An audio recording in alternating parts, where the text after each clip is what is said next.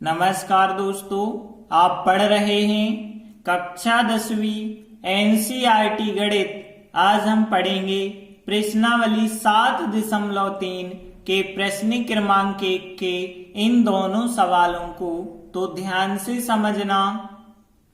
तो देखिए, अभी तक हमने क्या पढ़ा। यदि तीन बिंदु हमें दिए गए हैं x1 y1, x2 y2 और x3 y3, तो इनसे बनने वाले त्रिभुज का जो क्षेत्रफल होता है उसका फार्मूला क्या होता है, ये हमने देखा।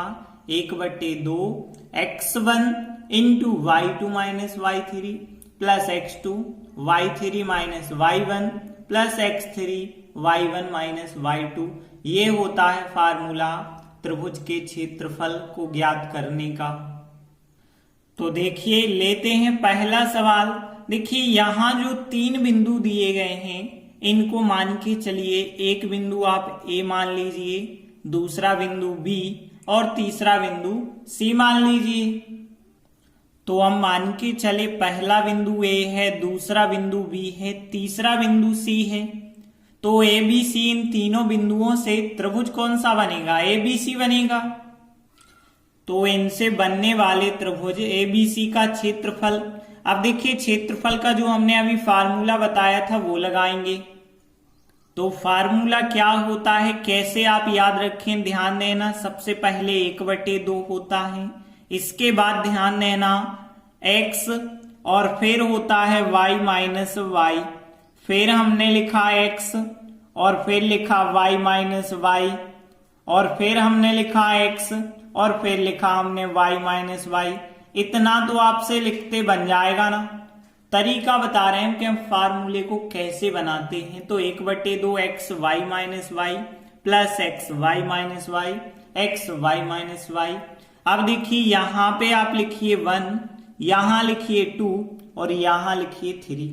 अब ध्यान देना, यहां 1 लिखा है और 1 के बाद आता है 2, 2 के बाद आता है 3 और 2 के बाद आता है 3 और 3 के बाद 4 नहीं आता है क्योंकि 4 ऑप्शन में नहीं है। तो 3 के बाद वापस 1 आ जाएगा, यहां 3 के बाद 1 होगा, 1 के बाद 2 होगा। तो इस प्रकार से हमारा फार्मूला बन गया। अब इस फार्मूले में हम मान रखेंगे। देखिए, यहां जो पहला बिंदु है वो कहलाता x1 y1, x2 y2 ये कहलाएंगे और x3 y3 ये कहलाएंगे। तो सबके मान हमें ये दिए गए हैं। अब हम इन मानों को रख देते हैं। तो 1/2 तो हमें लिखने ही पड़ेंगे। x1 का मान कितना है, यहाँ पे 2 है, 2 लिखा। y2 का मान कितना है, 0 है, फिर माइनस लिखा। फिर y3 का मान -4, एक माइनस ये है और -4 लिख रहे तो माइनस माइनस प्लस के 4 हो जाएंगे। फिर इसके बाद प्लस x2 लिखना है। x2 का मान है -1, तो -1 लिखा। फिर y3 माइनस y1 करना है, y3 का मान -4 माइनस y1 का मान 3 है तो 3 लिखा। इसके बाद फिर x3 का मान रखना है, x3 का मान 2 है, 2 लिखा। और फिर y1 माइनस y1 का मान 3 है और फिर माइनस y2 का मान कितना है, 0 है। इस प्रकार से मान रखते तो बन जाएगा ना, क्योंकि ये हो गया x1 y1, x2 y2, x3 y3। तो सबके मान बस आपको रखने हैं और आगे सॉल्व करेंगे। तो देखिए, 1/2 तो यहां रहेंगे ही, यहां पे 2, 0 और 4 को जोड़ेंगे तो कितना होगा, 4, और यहां -1 तो रहेगा ही, -4 -3 माइनस के 7 हो जाएंगे प्लस 2, 3 -0 करेंगे तो 3 ही रहेंगे। और आगे यदि हम सॉल्व करेंगे तो 1/2 तो वैसे ही यहाँ पे रहने वाले हैं। बाकी यदि हम देखें तो 2 का 4 से गुणा 8, -1 का -7 से माइनस प्लस के 7 एकम 7 और यहाँ प्लस, और 2 और 3 का गुणा करेंगे तो 6 हो जाएगा। और आगे यदि हम सॉल्व करते हैं तो यहाँ पे 1/2 तो लिखते चलना है। 8 7 15, 15 और 6 21 हो जाएगा। तो यहाँ 21। अब 21 को कोष्टक में ना लिखें तो यहाँ पे बाहर लिखेंगे, लेकिन यहाँ कोई ना कोई चिन्ह तो लगाना पड़ेगा। तो यहाँ कोष्टक के यदि बाहर कोई चिन्ह नहीं है तो गुणा माना जाता है। तो 1/2 गुणित 21 हो गया। अब देखिए 2 से 21 नहीं कर सकते हैं। जब नहीं कर सकते हैं तो सीधा 1 का गुणा 21 से करेंगे तो 21 होगा और बटे 2 का 2 ही लिखेंगे तो 21/2 ही हमारा आंसर होगा। लेकिन ध्यान रखना क्षेत्रफल है ये, और क्षेत्रफल हमेशा वर्ग इकाई या वर्ग मात्रक में लिखना जरूरी होता है। तो 21/2 वर्ग मात्रक हमारा आंसर होगा। और हम अंत में लिख देंगे अतः त्रिभुज का अभीष्ट क्षेत्रफल 21/2 वर्ग मात्रक है। तो प्रश्न पहले का पहला सवाल कंप्लीट हुआ। इसके बाद इसी का सेकंड क्वेश्चन लेते हैं। तो देखिए यहां पे भी हमें 3 बिंदु दिए गए। तो पहले तो हम इन तीनों बिंदु को A, B, C मान के चलेंगे। तो हम मान के चलते हैं पहला बिंदु A है, दूसरा बिंदु B है और तीसरा बिंदु C है। तो फिर इनसे कौन सा त्रिभुज बनेगा? ABC, 3 बिंदुओं से ABC बनेगा त्रिभुज। तो इनसे बनने वाले त्रिभुज ABC का क्षेत्रफल। अब देखिए यहाँ त्रिभुज का क्षेत्रफल फार्मूला हम फिर लगाएंगे 1/2। अब फार्मूला अच्छे से समझना ताकि ध्यान रहे। आपको लिखना है x y minus y plus x, फिर लिखना है y माइनस वाई और फिर प्लस x, फिर लिखना है हमें y माइनस वाई। तो इतना तो आपसे लिखते बन जाएगा।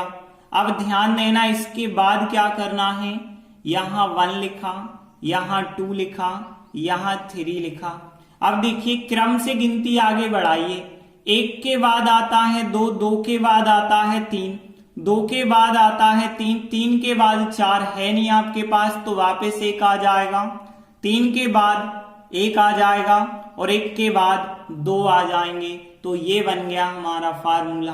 अब यहाँ पहला बिंदु ये हो गया x1 y1, x2 y2 हो गया, x3 y3 हो गया। इन सब के मान यहां रखने पड़ेंगे। तो कैसे रखेंगे ध्यान से समझना। 1/2 तो हमें लिखना पड़ेगा।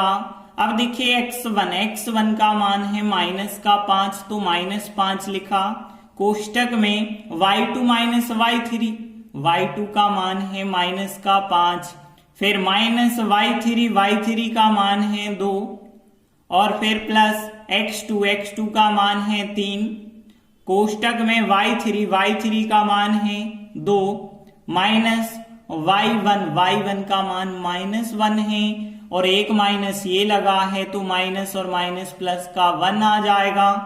अब x3 का मान कितना है 5 है और y1 माइनस y1 का मान माइनस का 1 है, माइनस y2 का मान -5 और एक माइनस ये है तो प्लस का 5 आ जाएगा। तो इतने सभी मान आपको रखने पड़ेंगे। और आगे यदि आप सॉल्व करते गए तो क्या मिलेगा आपको 1/2। यहाँ माइनस के 5 तो है ही, -5 माइनस के 2 माइनस के 7 हो गए 3, 2 और 1 3 हो गए और यहाँ पे 5 माइनस का 1 है प्लस के 5 है मतलब प्लस के 4 बचे होंगे। अब देखिए और आगे यदि हम सॉल्व करेंगे तो 1/2 तो है ही, -5 और -7 का गुणा हो जाएगा प्लस के 35, 3 का 3 से गुणा 9 हो जाएगा, 5 का 4 से गुणा करेंगे तो 20 हो जाएगा। और आगे यदि आप सॉल्व कर देते हैं तो 1/2 तो है ही। अब कोष्टक हटाएंगे और इन सबको जोड़ेंगे तो कितना आएगा 64 आएगा। अब देखिए 2 से 64 तो काट सकते हैं तो 2 एकम 2, यहाँ पे जब काटेंगे तो 2 3 6, 2 दूनी 4 मतलब 32 बार यहाँ कट पाएंगे। तो 32 वर्ग मात्रक त्रिभुज का क्षेत्रफल हो जाएगा। और हम अंत में लिख देंगे अतः त्रिभुज का अभीष्ट क्षेत्रफल 32 वर्ग मात्रक है। इस प्रकार से सेकंड क्वेश्चन भी कंप्लीट हुआ। धन्यवाद।